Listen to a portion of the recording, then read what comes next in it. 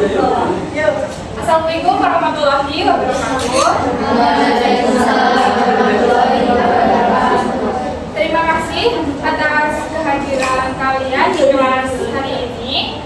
Perkenalkan, kami dari kelompok 9 akan mempresentasikan mengenai topik yang menarik, yaitu teknologi. Saya Salsabila Sarasahya yang menjadi moderator pada sesi presentasi kali ini. Sebelum kita masuk ke dalam pembahasan, izinkan saya memperkenalkan rekan-rekan saya. Perkenalkan, saya Dimas Aditya sebagai panel 1. Perkenalkan, nama saya Emilia Puspita sebagai panel 2. Perkenalkan, saya Wulan Nurdiani dari panel 3. Perkenalkan, nama saya Asya Budaya Bulan Cakra Pratama, saya sebagai ketua. Langsung saja pada pemateri yang pertama, yaitu Haji Maria.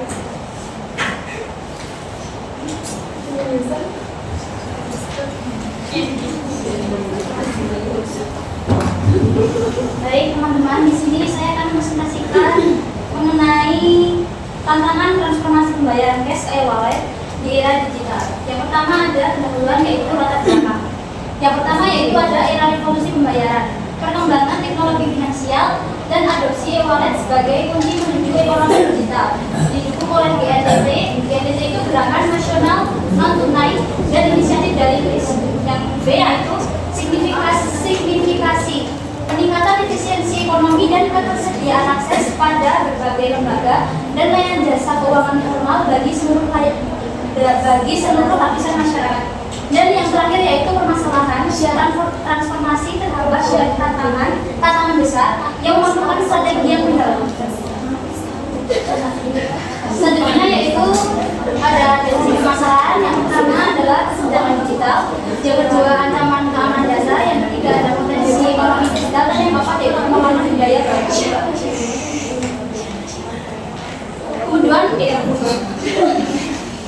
Kemudian rumusan masalah yang saya ambil yaitu bagaimana strategi yang dapat dilakukan untuk mengatasi tantangan transformasi pembayaran dari cash ke e-wallet di Indonesia, dan tujuannya yaitu untuk mengetahui strategi yang dapat dilakukan untuk mengatasi tantangan transformasi pembayaran dari cash ke e-wallet di Indonesia. Nah, metodologi yang saya gunakan yaitu penelitian kualitatif, di mana saya studi pustaka dari jurnal akademik, website, dan artikel dengan mengidentifikasi dan merumuskan solusi strategis berdasarkan kondisi real atau cashless dan kondisi nyata atau tantangan. Nah, dari rumusan masalah tersebut saya menghasilkan yang pertama yaitu infrastruktur dan akses, ketimpangan internet, minimnya kepemilikan smartphone di 3T. Yang kedua yaitu keamanan data, risiko siber atau phishing, isu perlindungan data, dan ketidakseragaman biaya potongan untuk UMKM. Yang ketiga yaitu literasi digital, rendahnya pemahaman terutama masyarakat pedesaan tentang keamanan dan manfaat e-wallet. Dan yang terakhir yaitu budaya dan kebiasaan, kuatnya kecenderungan menggunakan uang tunai atau resistensi budaya. Nah, hasil diskusinya yaitu yang pertama ada peningkatan infrastruktur, yaitu dengan kolaborasi pemerintah menyedia untuk perluasan jaringan broadband di 3T, inovasi e-wallet yang fleksibel atau open order, dan yang B yaitu penguatan keamanan data, pengawasan ketat oleh Bank Indonesia atau OJK terhadap penerapan teknologi canggih atau inskripsi, dan penetapan kebijakan biaya potongan atau MDR yang adil dan UMKM bagi UMKM. Yang C yaitu peningkatan literasi inklusif, program edukasi hands-on atau praktik langsung yang spesifik berfokus ke pedesaan dan UMKM, fokus pada manajemen risiko dan mengubah persepsi budaya.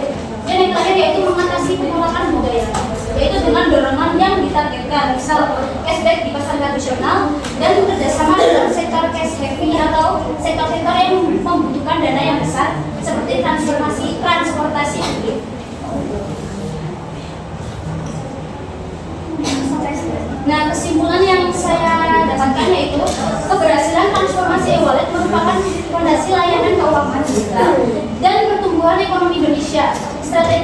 bersifat mendalam terbagi dalam pilar solusi yang fokus pada pemerataan akses, peningkatan keamanan data, literasi kelompok rentan seperti pedesaan, dan dorongan budaya. Kuncinya yaitu kerjasama aktif antara pengawas, penyedia e-wallet, dan partisipasi masyarakat.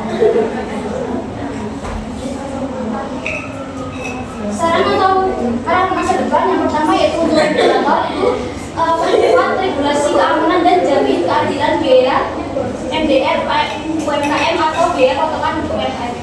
Yang kedua yaitu untuk pemerintah prioritaskan pemerataan infrastruktur 3T dan integrasi literasi digital dalam program pendidikan. Dan yang terakhir yaitu untuk penyedia lakukan inovasi keamanan dan perluas merchant di daerah pedesaan.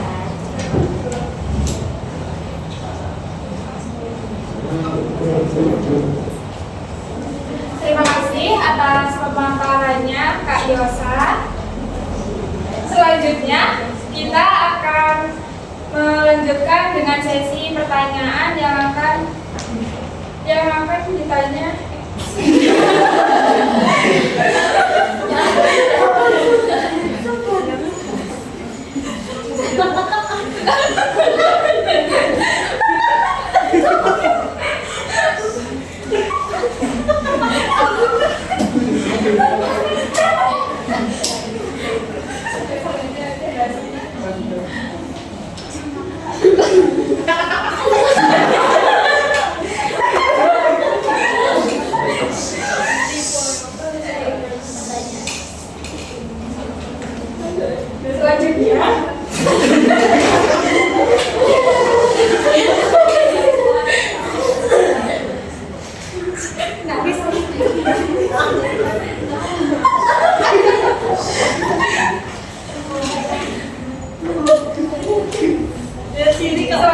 Selanjutnya kita akan melanjutkan dengan sesi tanya jawab dengan satu pertanyaan saja ya.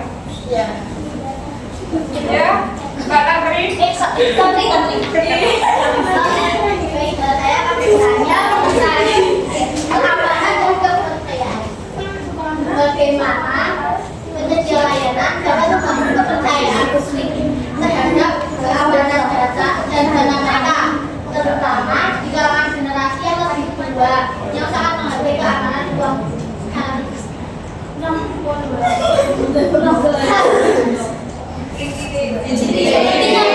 Bagaimana penyedia layanan dapat membangun kepercayaan publik terhadap keamanan data dan dana mereka, terutama generasi yang lebih tua.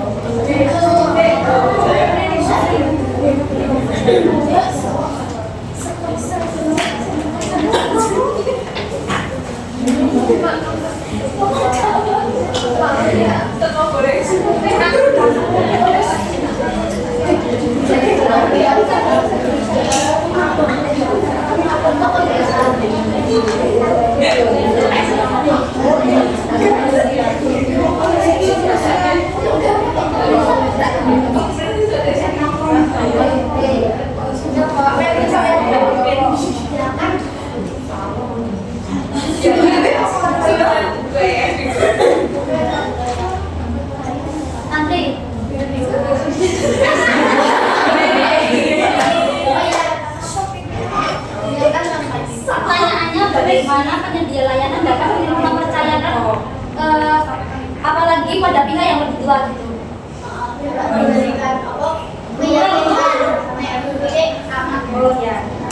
Jawabannya yang pertama yaitu dengan konsistensi dan keandalan, yaitu dengan kualitas yang konsisten. Pelanggan yang lebih tua cenderung menghargai stabilitas. Pastikan kualitas layanan tidak pernah menurun, menunjukkan komitmen jangka panjang. Yang kedua yaitu transparansi dan kejujuran, yaitu ada kejelasan informasi. Pastikan semua materi seperti kontrak, petunjuk, deskripsi layanan mudah dibaca dan mudah dipahami. Pertimbangkan untuk menggunakan cetakan yang lebih besar dan bahasa yang sederhana. Ya, terima kasih. Lanjut.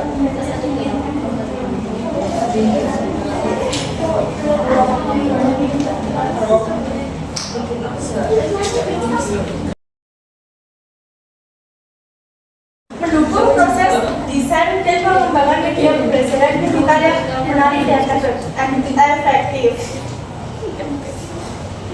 Nah, tujuan dan manfaat perurusan ini yaitu dapat menjelaskan pemanfaatan Canva dalam pembelajaran digital. Jadi kita bisa tahu pemanfaatan Canva itu apa saja, serta menggambarkan keunggulan dan tantangan dalam Canva, serta manfaatnya yaitu membantu membuat media pembelajaran visual baik guru ataupun siswa, serta referensi media pembelajaran digital.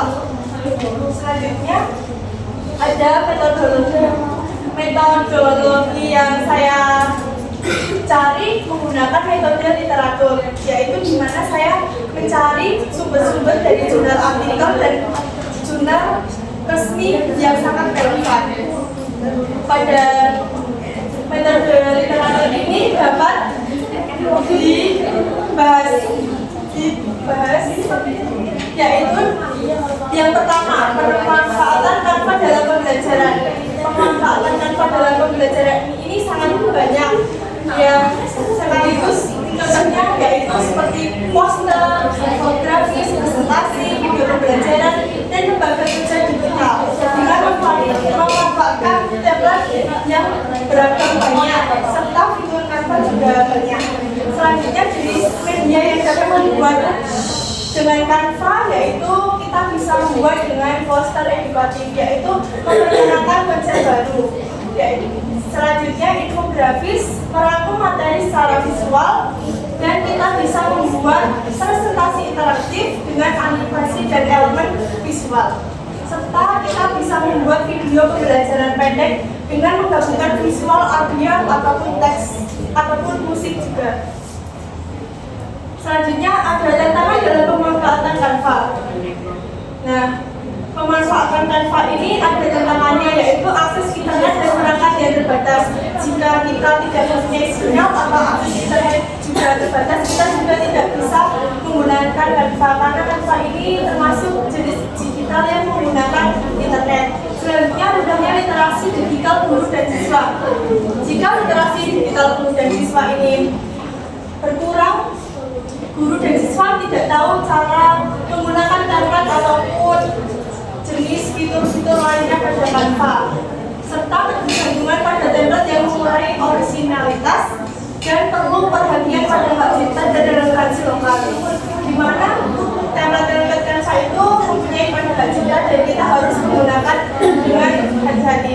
Selanjutnya ada kontribusi teknologi desain terhadap efektivitas pembelajaran, yaitu guru bisa berperan sebagai media desainer media, siswa menjadi pembuat konten, serta mendukung pembelajaran abad ke-21. Abad 21 itu mengandung hubungan kreativitas, kolaborasi, dan literasi digital pada zaman modern kali ini.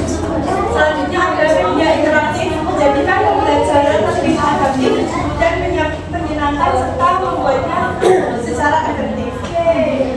Selanjutnya ada kesimpulan.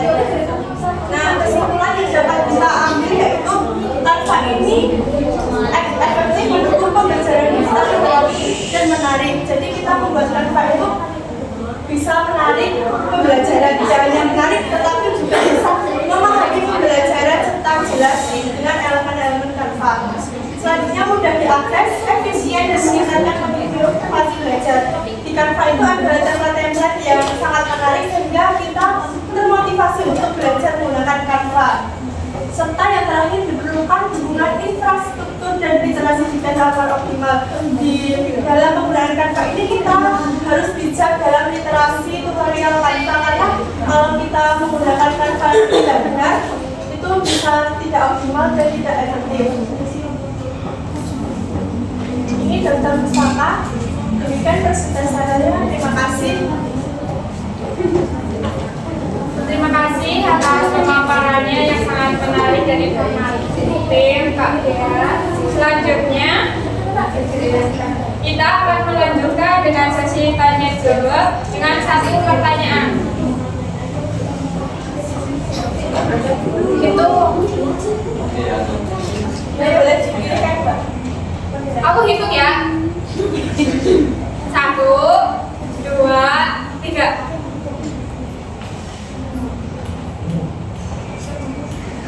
Bisa.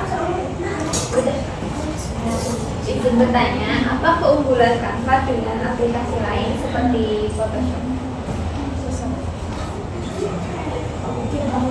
Ya, saya langsung saja jawab. Keunggulan Canva dengan aplikasi Photoshop.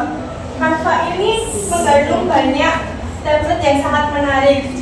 Sedangkan Photoshop itu juga, tapi kalau di Canva itu banyak elemen yang kita bisa cari, serta bisa template-templatenya itu banyak. Kalau Photoshop itu ada template presentasinya kan kurang ya. Nah, kalau ini itu lengkap, kita bisa membuat poster atau video pembelajaran ataupun presentasi lainnya itu bisa di Canva. Jadi Canva itu banyak keunggulannya, termasuk dengan presentasi, pembuatan presentasi elemen atau yang lainnya. Paham nggak ya?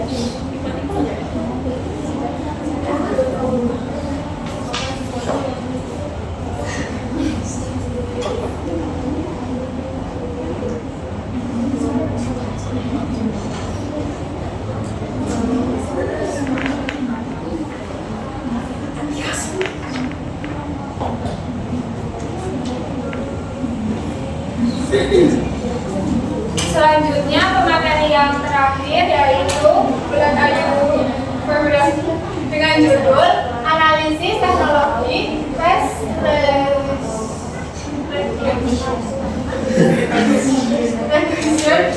untuk sistem absensi otomatis di lingkungan sekolah. Baik, pendahuluan yang pertama yaitu face recognition adalah inovasi biometrik untuk mengenali wajah. Di sekolah teknologi ini digunakan untuk menggantikan aksi manual seperti keterangan absen. Benar-benar belum aja.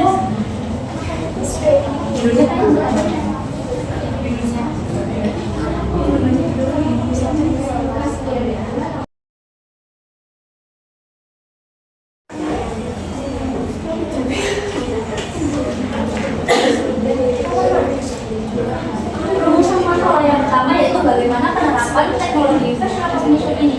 Yang kedua, apa kelebihan dan kekurangan teknologi ini. Lanjut ke metodologi.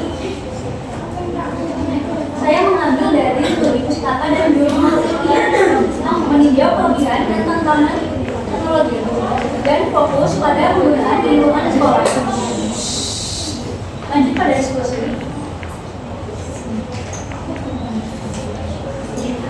Face recognition mempercepat proses absensi siswa. Mengapa demikian? Karena prosesnya cepat dan otomatis.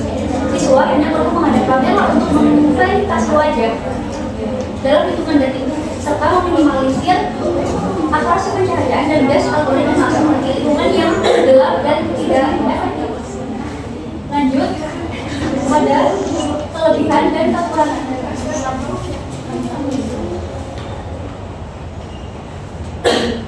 Kelebihan face recognition ini, yang pertama, akurasi tinggi dalam mengenali wajah.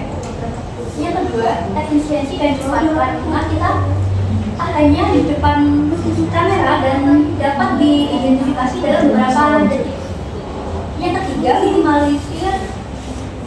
meminimalisir kecurangan absensi karena wajah seseorang itu dapat dilihat dari detailnya masing-masing dan ada ciri khasnya masing-masing. Dan yang terakhir yaitu data kehadiran tersimpan digital.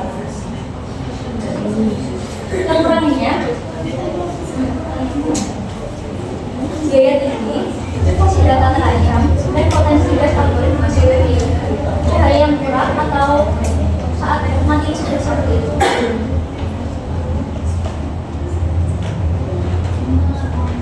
Dari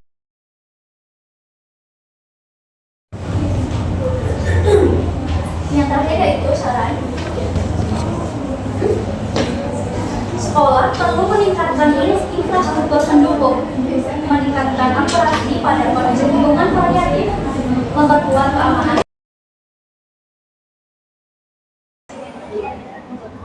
Terima kasih atas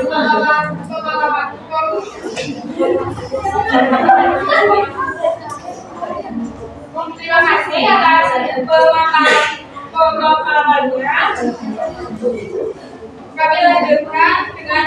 tanya jawab dengan nanya satu orang.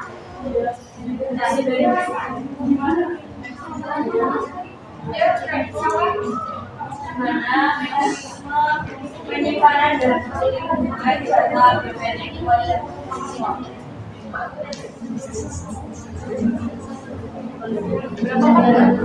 Bagaimana mekanisme penyimpanan dan perlindungan data BPN pada bagaimana mekanisme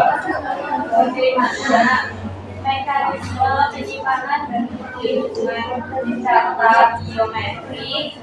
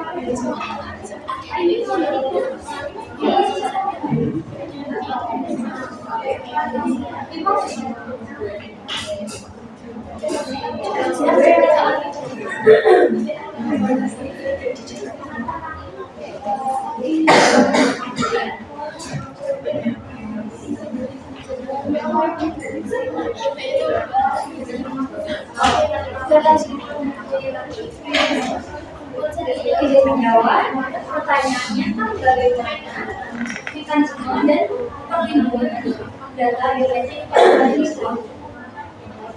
Jawabannya itu benar. Wajar kan bukan data bukan foto sebagai kode wajar. Data ini disimpan beserta dengan saat data dikirim dari kamera sosial dan ini juga di password dan di otorisasi begitu. Bisa diterima?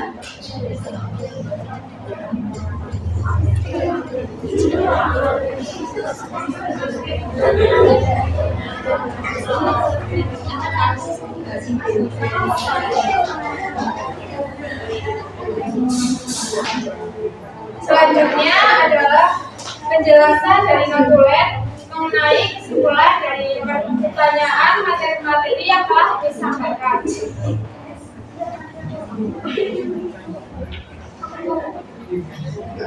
Dari yang pertama yang disampaikan Adima tentang tantangan transformasi pembayaran cash ke e-wallet di era digital. Ya, saya menyimpulkan bahwa transformasi pembayaran dari uang tunai ke e-wallet merupakan langkah penting menuju masyarakat tanpa uang tunai cashless society dan ekonomi digital yang inklusif. Meskipun teknologi seperti QRIS mempercepat peralihan ini, Indonesia masih menghadapi 4 tantangan utama. Yang pertama, ketimpangan infrastruktur digital. Yang kedua, ancaman keamanan cyber. Yang ketiga, rendahnya literasi digital. Dan keempat, penolakan budaya terhadap uang non-fisik.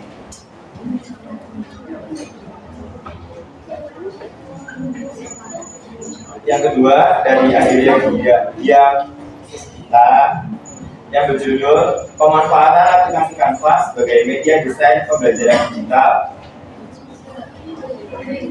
Saya menyimpulkan bahwa aplikasi Canva merupakan alat efektif untuk mendukung pembelajaran digital yang kreatif, interaktif, dan menarik. Tanpa mempermudah guru dalam merancang berbagai media visual seperti poster, infografis, presentasi, hingga video pembelajaran dengan cepat tanpa memerlukan keahlian desain profesional. Keunggulan mencakup kemudahan akses, efisiensi waktu, dan peningkatan motivasi siswa melalui visualisasi yang menarik.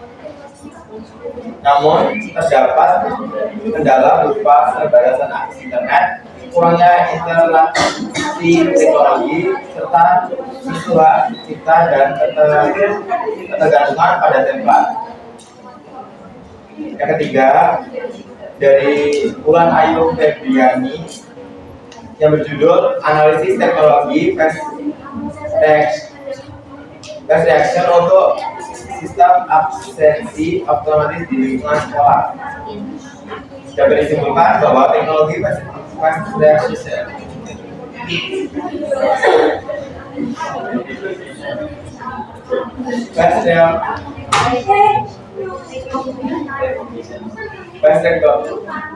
recognition dapat merevolusi sistem absensi di sekolah dengan memberikan efisiensi, akurasi, dan keamanan yang jauh lebih baik dibandingkan metode manual.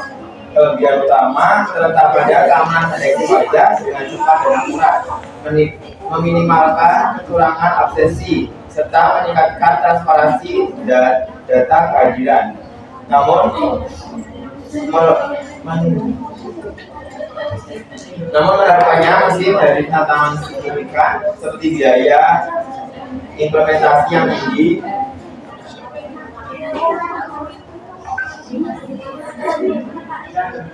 masalah privasi data siswa, bisa algoritma, dan kebutuhan infrastruktur yang jalan.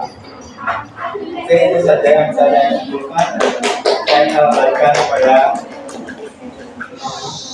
moderator.